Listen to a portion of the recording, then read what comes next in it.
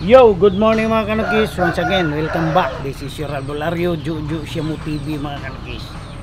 So, panibagong araw mga kanukis, panibagong vlog na naman tayo. So, kung sino yung di pa nakapag-subscribe sa ating YouTube channel, Juju Siamu TV, please subscribe, hit the notification bell icon para parati kayong updated sa mga videong i-upload natin mga kanukis. So, ngayon mga kanukis, may isi-share na naman tayo. Kasi may sisiw tayong nagkaroon ng coryza at saka yung tinatawag nating secondary infection, tinamaan din siya ng bulutong. So yun, makikita nyo yung sintomas niya, namamaga yung mata at saka marami siyang bulutong at saka dry yung paa at saka unti-unting nangangayayat, parang kutsilyo na yung pitso mga kanukis. So siniparit natin siya sa iba dahil siya lang yung tinamaan at saka gagamutin natin na nag-iisa siya mga kanukis. So ano ba yung tinira natin dyan mga kanukis? Papakita ko paano natin ginamot, ano yung ginamit nating gamot at saka ang mga sintomas at saka mismo yung manok. So after the intro mga kanukis, titirahin na natin yon. So please subscribe, hit the notification bell icon mga kanukis para updated ka sa mga video, panibagong video i-upload natin. So kung palagay nyo naman mga kanukis, nakakatulong naman tayo, so nakaka-relate ka sa mga video natin, so give and take lang mga kanukis. Maraming salamat. Oh yeah.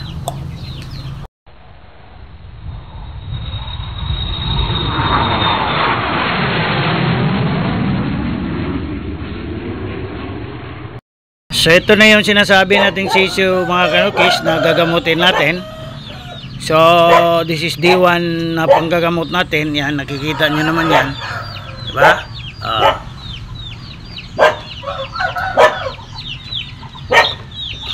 Kita nyo yan, matang yan. So this is 2 months old, G37 G357. Yan, focus natin. So gagamutin natin to. Ipapainumin natin ng tubig na may halong gamot. So yun mga kanukis, kita nyo yung sisiw natin na mabaga yung mata at saka dry yung paa at saka unti-unting nangangayayat at saka may bulutong. So ibig sabihin tinamaan siya ng foul coryza at saka at the same time bulutong. Magkakasama yan eh. Yan yung tinatawag nating yung secondary infection. So ngayon, paano ba natin gagamutin yan? Ito, gagamit tayo ng tatlong kombinasyon mga kanukis. Itong kombinasyon na to, this is 9 siyam yung antibiotic na ginamit natin dito. I-explain ko. So gagamit tayo ng Primoxel dito, which is Primoxel content is amoxicillin, tylosin, paracetamol. Gagamit tayo ng Doxilac, which is doxycycline, hydrochloride, colistin, sulfate. So tatlo. So gagamit din tayo ng T2S dito, which is broad spectrum antibiotic, which is 3-way combination din to. Trimethoprim plus sulfidazine, thiamulin. So ibig sabihin sa tatlong gamot na to may siyam na antibiotic. So ganito lang ang pagtimpla mga kanukis. Yan. Ito yung T2S, ito yung Doxilac, ito yung Primoxel. So yan, lalagyan lang natin ng kaunting tubig. Kaunti lang talaga mga kanukis yan para yung epekto. Hindi naman kailangan talaga timplahan niya ng buong sachet dahil isa lang yung iinom. Yan. Tapos natin magbibigay lang tayo nito after 7 days mga kanukis. Oh. Yan. So papainom na natin to. So ito na mga kanukis, ipapainom na natin tong gamot na to. So, open lang natin yung gate. Medyo maingay lang nga yung aso. Yan, pinauhaw ko na talaga yan. So ibigay natin to. for 7 days. Ganun lang yan mga kanukis. Kung gusto nyo sundan yan, sundan nyo lang. Kung gusto nyo hindi, di. Kailangan talaga papainom natin to. Yan.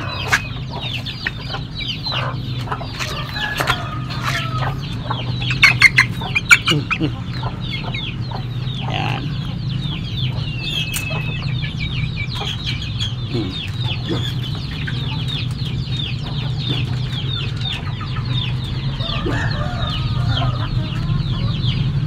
Yan mga kanukis, inobserbahan lang natin siya. Oh yeah. So D1 treatment yan mga kanukis.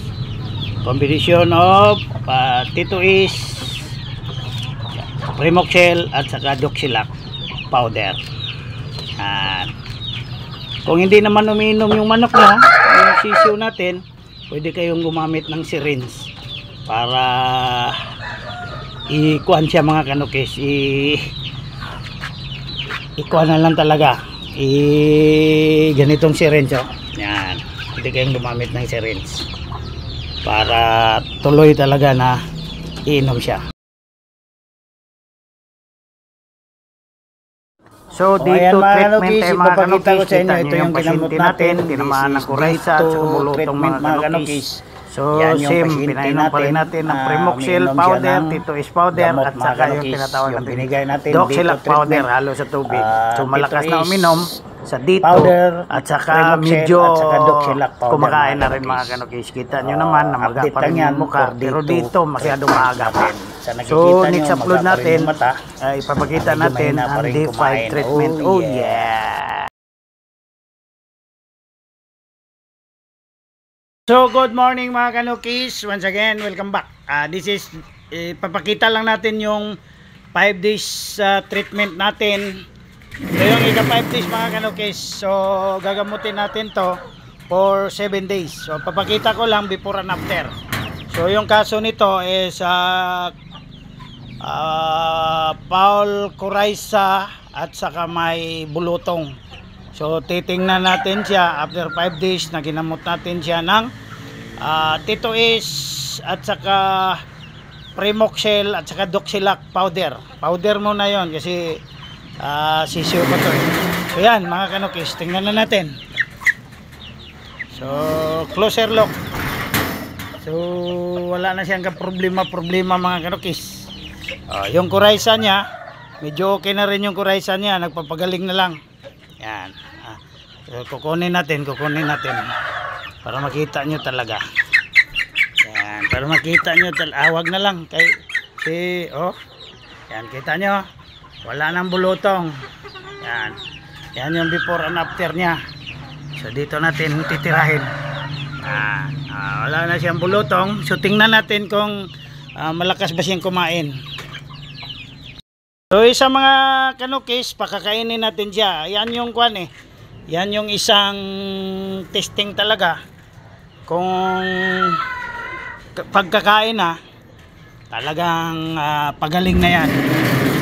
So ito 5 days lang muna. Dito lang natin i-before and after sa 5 days. So pero itutuloy ko pa rin off cam yung panggagamot nito up to 7 days. So tingnan natin. So bilis nang kumain. Tingnan nyo yung mata niya, medyo okay na, wala na siyang Coryza. So yun yung before and after dyan. Mabilis na rin kumain. So yun mga kanukis, napakasimple. So yung ginamot natin dito 1 to 7 days yung gamutan dapat, pero 7 days 5 days pa, tapusin na natin yung video. This is the last video. So 5 days lang before and after. So yung ginamit natin dito Primoxel, Doxilac at saka Titois. So dalawa yung kaso nito, Coryza at saka may halong bulutong. Yan. Diba? Wala na. Good to go na. At saka malakas na kumain. Oh yeah. So ayun mga kanukis, panibagong video na naman yung na-share ko sa inyo. Sana nakaka-relate kayo. So ano pong hinihintay nyo? Inaanyayahan ko kayo. Please subscribe, hit the notification bell icon. So yun mga kanukis, 5 days treatment lang ipapakita natin. From day 1 ginamitan natin siya ng Primoxil, Tito Ace, at saka Doxilac powder mga kanukis, halo sa tubig araw-araw for 7 days. Pero 5 days pa lang, tatapusin na natin yung video. Yun mga kanukis, yung tinamaan niya ng Coryza at saka may matinding bulotong. So kung ganon yung nangyayari sa manok nyo, so pwede nyong tirahin ng the same idea mga kanukis. Oh yeah!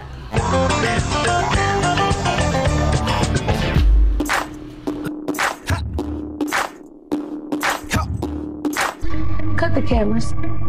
Oh!